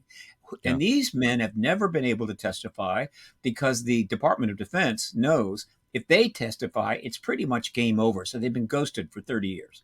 Actually 60 years, because that's when these events took place. Sure. And so that is set to happen. And so while Mace could have held the 3rd hearing, right, in December, after holding one just after the election, because there's plenty of time, she chose not to, right? And if for any reason, because the new Congress, in other words, if you're going to hold another hearing, let's have the new Congress in place, which was the 3rd. I didn't know that. Oh yeah, I mean the new Congress takes over in the 3rd, and so and she didn't lose her job. Everything stayed the same pretty much. But then there's only 17 days from then to the inauguration, and so you're not going to do it in January. But once he is in, she is holding that hearing, and as far as I know, those nuclear witnesses are going to be there, and I'm going to be working to help make that happen. That's what I do. It's part of my job, and there's other people engaged in the Congress right now. I assure you, it's not the only one. I'm not the only one talking to people on the House Oversight Committee. Right. Yeah. But I have engaged every single office of the Senate Intelligence Committee and every single office of the House subcommittee on security, national security. All right. And so in that context, Donald Trump becomes president, having made statements positive with people around him that think it's a good idea. The press writing articles. You know how many articles I have logged in on just the drone swarms? 200. They're up on my site right now. You can go read them all. Yeah. So I'm suggesting that the way things are set up now, the next hearing will be shortly after the inauguration. Okay. And that hearing may be more than enough for President Trump to come forward, not in a it's all about me kind of thing, meaning, nobody will tell you this, nothing's going on, I'm the one, whatever, and I'm telling you right now there's ETs here. but rather in conjunction with a hearing that's going to get a lot of people are going to watch this third one. Let me tell you. The third House subcommittee hearing is going to have a huge audience. The last one had like 9 live streams going out, right? Including international. This one will be even bigger than that. Sure. I'm here to say that, like, because of the fine work of the House subcommittee and these wonderful, public servants, Nancy Mace, Tim Burchett, Burleson, I have made some calls. I talked to my recently appointed Secretary of Defense. I talked to my recently appointed head of national intelligence and my recently appointed CIA director. And I asked them, what is your assessment? And they said, it is quite clear, Mr. President, that there's a non-human intelligence here. And so I today confirm that to you. Disclosure under Trump within the first 60 days. That's my call. Ooh. And if that hearing happens, we'll just take it from 90% to 98%. Sure. The hearing in conjunction with what's happening behind the scenes, the conversations and revelations, like putting those together, right? Oh yeah, no, I mean, look, this whole drone thing did not come up in the November 13th hearing that Nancy Mace. Well, it kind of started just after that, to be honest. Well, it had been going on, but it didn't. It was just after that, for whatever reason, that suddenly it got jumped on it, right? In other words, it reached a point where journalists were saying, I'm going over to the Department of Defense and I'm asking these idiots what the hell's going on. Sure. It just hit a critical mass. Yeah, for sure. So it did not come up. It will come up in the next one, I assure you. Right. Yeah. And Donald Trump probably even knows that, people around him. So in other words, they're starting to see the writing on the wall. Wow. Is it confirmed that Nancy Mace is going to have a hearing? Like, she has said that she's going to have a hearing. She hasn't scheduled it, but she's repeatedly said she intends to have one. Got it. Okay. And, very cool. I mean, and by the way, she made it clear that in the hearings, the 2 hearings that they had a lot of pushback from their own party. There were people saying, don't do it. Correct. Right. Yeah. And I'm not just saying, I think it was Republicans who don't want their issues or whatever else going on. They're afraid that this hearing was going to cause a problem for the party. It didn't. It won't. But more importantly, they basically said, forget it. We're going to do it. There are ways to coerce people, but it's not just her. Remember, again, it's Burchett, Mace, and Burleson as the key, and Luna. Right? There's 4, but there's others that are behind this on the committee. And by the way, something else. Moskowitz, sure. There's some Dems that are supporting it. This subcommittee, I think, all realize that they are making some of the biggest history in the history of the country. All right. I mean, they're going to be written about in history books for the next 1,000 years.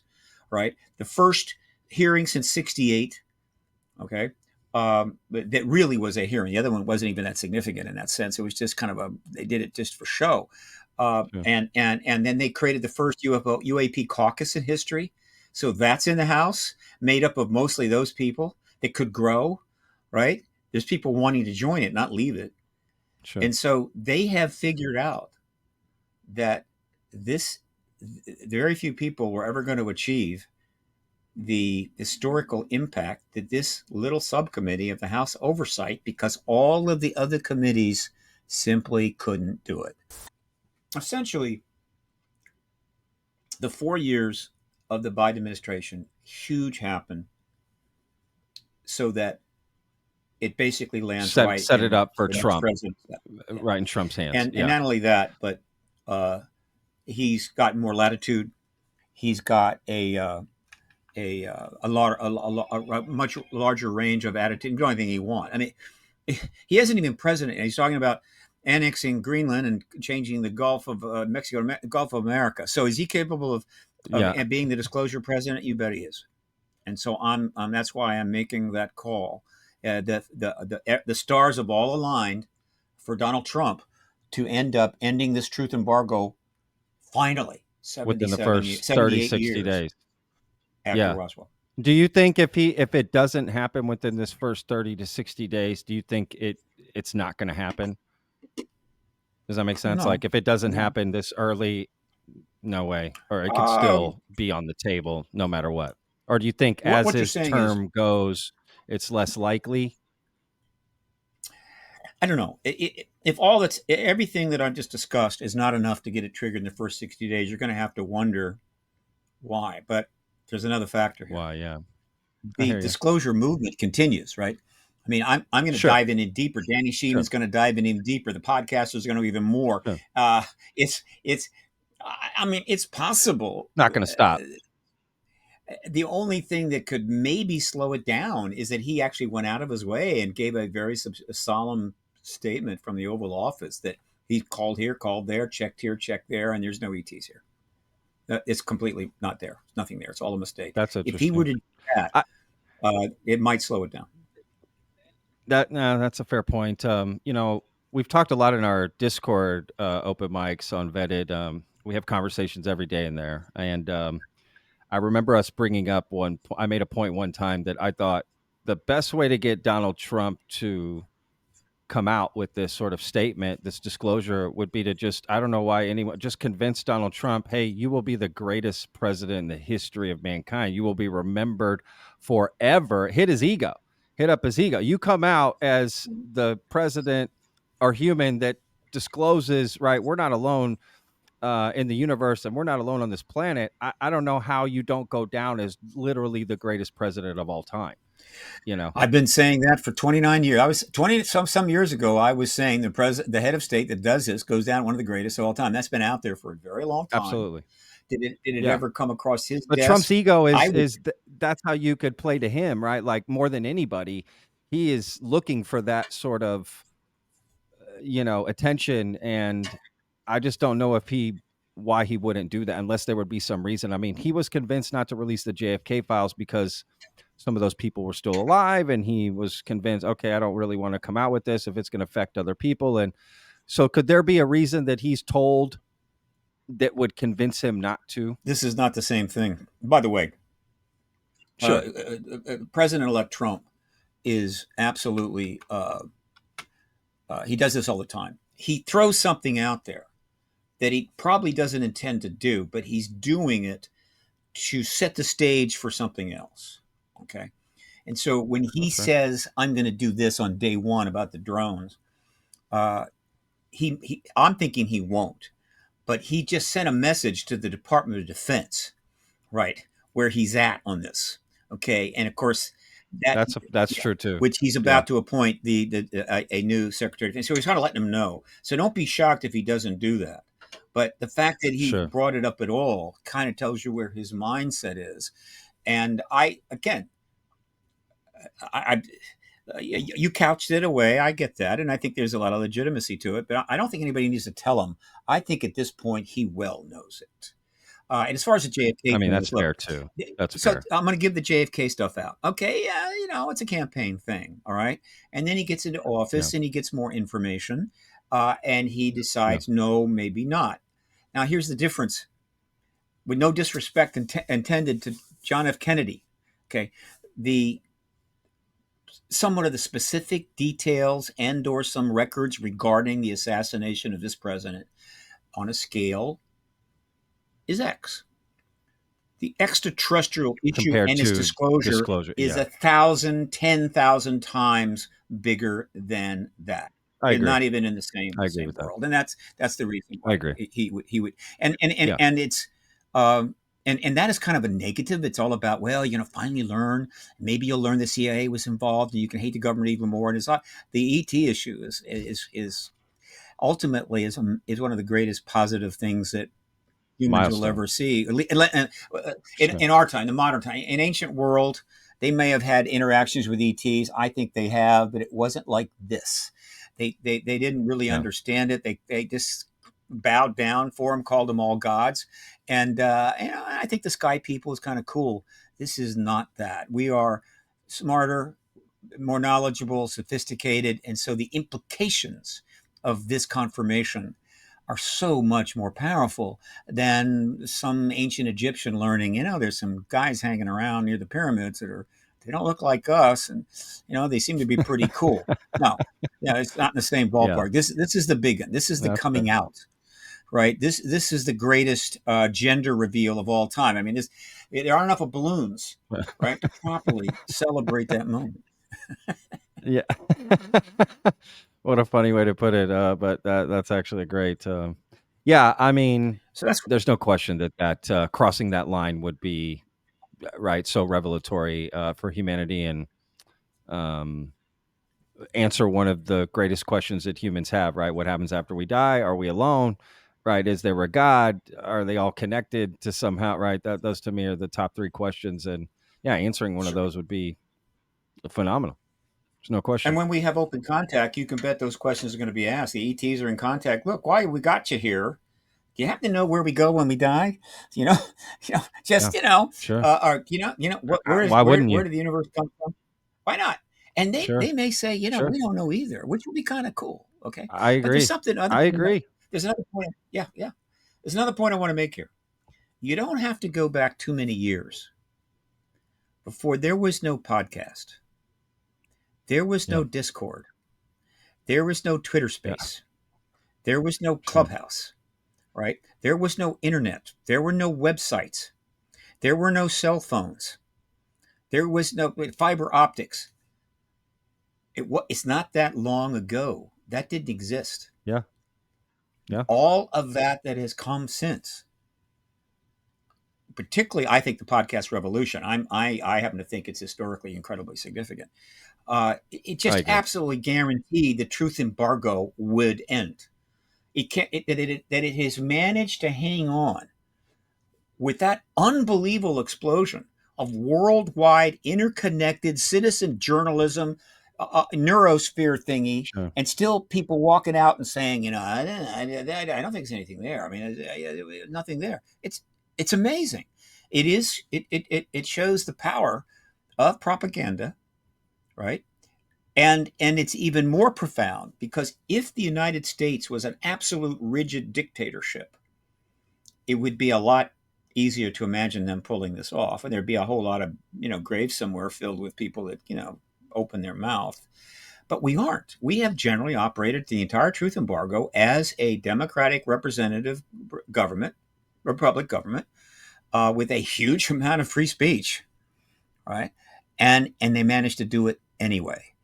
And the only reason for that is this issue is so huge, so significant, that they were prepared to put unbelievable resources behind maintaining the truth embargo.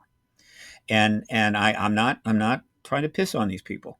They weren't doing it just to be yeah, assholes. They really felt sure. that ending the truth They embargo were doing it involved was a good thing. generating some unknown unknowns that could trigger a nuclear war. And I believe the nuclear war risk was always the factor that sealed the deal. In other words, if somebody really made the case, either in the White House or the DOD, that like, look, it's time for the people to know the truth, they'd always play that nuclear war card and said, look, can you predict how it's going to play out around the world? Could it trigger something you could never even thought of? And boom, do you want to be the person that starts a nuclear war? Okay. And people say, oh, no, I don't want to be. I get that. I understand that. The nuclear threat is we've gotten so used to it, we don't think about it anymore. But I'll tell you, Sure, if any missiles fly, we will very quickly come to understand how big it really was. And so, but what's happened is that sure, regardless of what the unknown unknowns are, the truth embargo is now so dismantled, so degraded that this lie, which is a lie, is now almost worse than the potential threats it may create.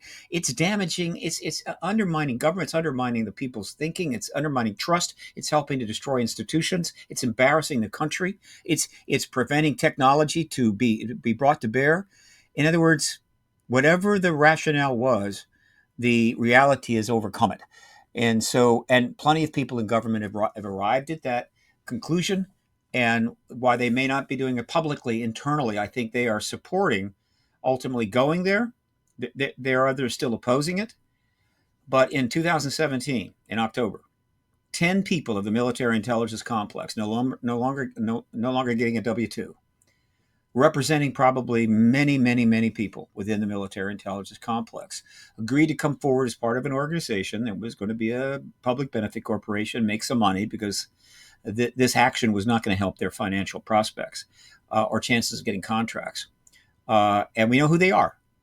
The three best known are Elizondo, Mellon, and no, Gary Nolan, I think. The three most. And of course, the leader was Tom DeLonge. That's all now kind of in the past, still around. But those 10 people, when they came forward, represented the total amalgamation of people in the entire military intelligence complex, the services, Department of Defense, the intelligence agencies, who are good people, the vast majority, all good people. They want to have a good life and they want to protect their country. A huge number of them had personally arrived at the point where they're thinking this embargo must end. And so this action by that I call the Magnificent 10 is a reflection not of their egotistical effort to get attention, but their desire to bring this change to benefit the country on behalf of everybody within our defense world, military intelligence complex. Let's move on. All right, let's move on. Let's take a chance. Let's reach out to the galaxy. Let's see what comes of this, right? Because, and it's also the fact that the risk of our own destruction by our own hands has gotten to the point where, frankly, you're thinking, I don't know what could happen post disclosure, but the way without it, the way things are going, we're going to destroy ourselves anyway. So let's try something new. Sure. Well, this will be the last question that I ask here, Steve. I'm curious. As someone who doesn't have the access you have and the knowledge you have, and I think that's probably the majority of people interested in this topic. We run across a lot of people that we think aren't telling the truth and are lying to us, or have these insane stories or whatever. Yep. And clearly, all of the stories that are out there can't all be true. But I would also argue that all of the stories can't all be lies. Right. I would find that there's probably some truth in the middle, right, about this phenomenon, which is exciting, to be honest with you. But I'm curious, what do you think should happen to people that enter this community who are not telling the truth, who are lying, who are, perpetuating myths and hoaxes? And what do you think should happen to those kind of people? Nothing. The truth embargo is a massive policy. And it was very destructive, but sometimes that's justified. The truth embargo has undermined trust in government. It has dug countless rabbit holes, spawned countless conspiracy theories. Okay, because absent the truth, given the phenomena keeps going on, you got to come up with something, right? And absent the truth, right, as the phenomenon garners more and more attention around the world, millions, if not hundreds of millions of people, somebody says, I got a cool story. I was a spaceman or whatever, and they come out and have some fun, make some money. Okay, hardly shocks anybody. That didn't shock me at all. Okay, and you got this information. Some of the debunkers. I think there's some debunkers out there that know full well it's true, but they get attention by going after every aspect of it that is debunkable. And given the truth embargo, there's plenty to debunk. But let me be clear about this. And I'm referring to everybody that you could put in this bucket. There is only one culprit here that you need to be concerned with, and that is the government of the United States of America and its truth embargo that it still maintains. That is what has spawned the good, the bad, and the ugly. And if this was a scientific matter, it would be really catastrophic. In a sense, it sort of goes there. But what I'm trying to say is this. The reason we are as a civilization where we are now is the greatest invention in human history. It's called the scientific method, right? Even more important than anything, supercomputer. The scientific method, we invented that, okay? And it is incredible. And it's really simple. A process of theory, experiment, confirmation, including peer review and so forth, leading to certainty. Once that's done, you take that information and move on to other areas, formulating theories, experimenting, and certainty. Build upon it. You build an edifice of truth, which ultimately makes it possible to put people on a rocket and fly them to the moon and actually bring them back. And I assure you, you can't do that on speculations and just good intentions or prayer. All right. The Yeah, I agree. scientific method built everything we see around us, very little, right? Not the world itself, right? That is the process, the Sure. natural process. But everything else is a scientific method. It works. But when you and so and the scientific method can be applied to other areas. All right, it doesn't have to be pure science. Okay, so if you're trying to run a country, right, you can theorize about how to run it. You can experiment on the best ways, arrive at a very strong consensus, make that solid, and then move on to something else. But unlike science, when you get into those areas, okay, you it doesn't carry over. We're not prepared to go there. Perfect example is that one of the things that gets brought up from time to time. Why doesn't the United States experiment because of the way it's structured? It has 50 states.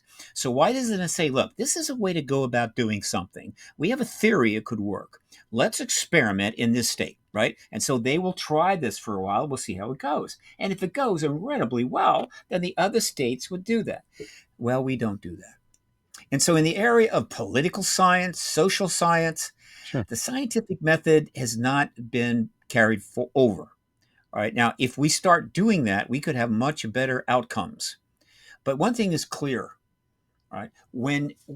If the reason that the truth embargo is so damaging is that it has completely prevented resolving a whole range of significant phenomena, which is essentially a scientific realm, right? What are they? Where do they come from? How does this happen? How does that happen? And so it's like the scientific method was stopped, right? We're not using it anymore. No experiment, no theory, no. It's not. You don't even go there. It's like the government coming forward to the atomic physicists at the early 20th century and saying, "Look, it's interesting what you're doing. You're stopping now. No more experiments. No more. It's a stupid thing. This atom stuff's all nonsense. No more experiments. We're not going to fund it. We're not going to do anything. In fact, there are no atoms." And that would have frozen that science and research and so forth kind of in place. Meanwhile, people have come up with exotic theories about how things really work and what the atoms are and all kinds of crap, including phony stuff, in order to make money. And people would say, that's so wrong.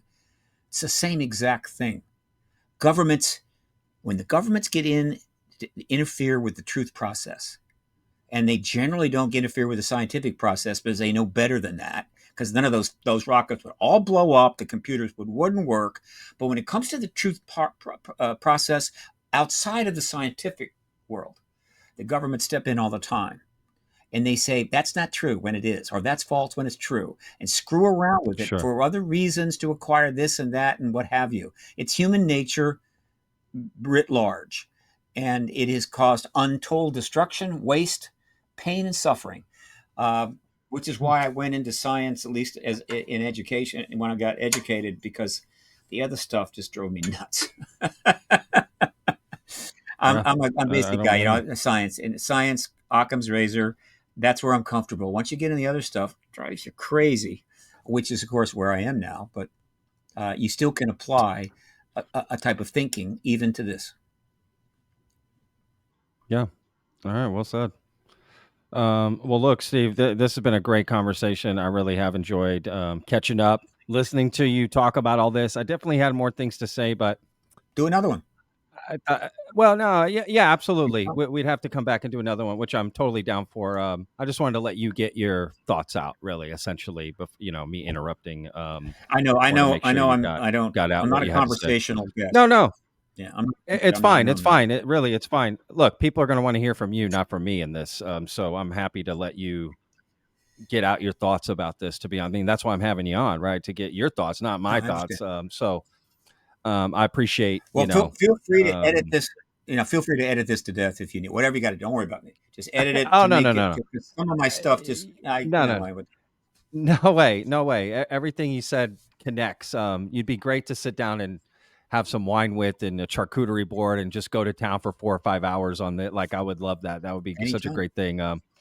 Yeah, absolutely. No, I love talking to you, and I love listening to you about this stuff. To be honest with you, yeah, I definitely have my own thoughts, and everyone does too. But um, yeah, I just appreciate you coming on. Always do, and I'll definitely have Okay. you on again. I would love to hear more about, because there's so much more I would love to get into you with about. Yeah, God, there's so much to talk about in this topic. But I look forward to seeing what Trump does here in this first, 30, 60 days, maybe in 11 days on January 21st. We'll see if there's some big revelation about the drones, or just like you said, in this first 30, 60 days. Yeah, I look forward to it. Well, So I left out one please tell people development. where. Go ahead. Go ahead. I left out one development though that in terms of where things are now, that's different. Right now, there's about 7 or 8 people who are vying. It's kind of a back behind the scenes kind of thing. They are vying to see which one is going to be the UFO czar under Trump. And the first one to really go Oh, public is yeah. Lil Elizondo. He just put out a Yeah. statement. It's on the net, making I the saw it. case why we need to have a UFO czar, and I think he's offering himself up. That's new, okay? I mean, I Yeah. wish J. Allen Hynek were alive to see that, but his son is Paul Hynek, and Sure. so I guess just to give you a sense of where we are. And then first, ParadigmResearchGroup.org is, as Please. of Yes. Yes. recently, Yes. a 501c3 nonprofit now, full on, based in Washington, D.C., able to accept tax-deductible donations through its website, ParadigmResearchGroup.org. It has a board of directors of myself, Danny Sheehan, and Paul Hynek. And we're not huge like the New Paradigm Institute, which is huge and also needs millions of dollars. I just need tens of thousands, right? Yeah. But we have the Paradigm Research Group has some things it can do that's kind of unique for it, and there's plenty that I could do. So if some donations turn up, the more it turns up through the donation page or directly, you can come directly to me. The more I can do. So I'll leave that Absolutely. promo. No, of course. I'll put a link in the description. I was going to ask you what you wanted to say. Yeah, absolutely. How people can connect with you as well. Yeah, I'll put all those links in the description, 100%. And if people want to help you out, absolutely. I'm all for supporting this cause and people working hard behind the scenes. I'm having Ron James on next week to talk about a lot of stuff that happened in the hearing, some other stuff he was telling me about. There's so much to cover, to be honest with you. I kind of took a break from interviews for a few months, so I'm trying to catch up on some of this stuff as that goes. So again, Steve, I just really appreciate taking the time, man. I know you're super busy, and I just appreciate you taking the time. All right. Thanks, Patrick. I live inside my own world of make-believe. Kids screaming in the cradles, profanities. I see the world through ice covered in ink and bleach. Cross out the ones who heard my cries and watched me weep.